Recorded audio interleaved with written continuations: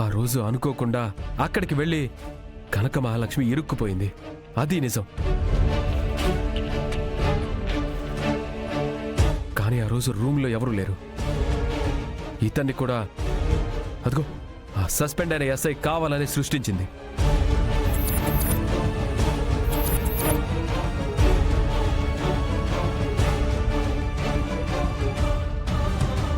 కనక మహాలక్ష్మిని అందరిలో తప్పు చేసిన దానిలాగా నిలబెట్టాలని ప్రయత్నించారు.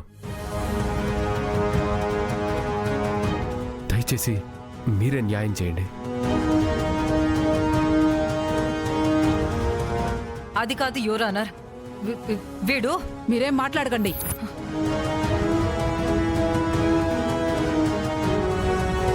మీరు పోలీసుగా అనర్హురాలు. మిమ్మల్ని వెంటనే విధుల నుండి టెర్మినేట్ చేయమని పోలీసు శాఖను ఆదేశిస్తున్నాను. ఈ రోజే డౌన్లోడ్ చేయండి. మీ ఫేవరెట్ షోస్ చూడండి.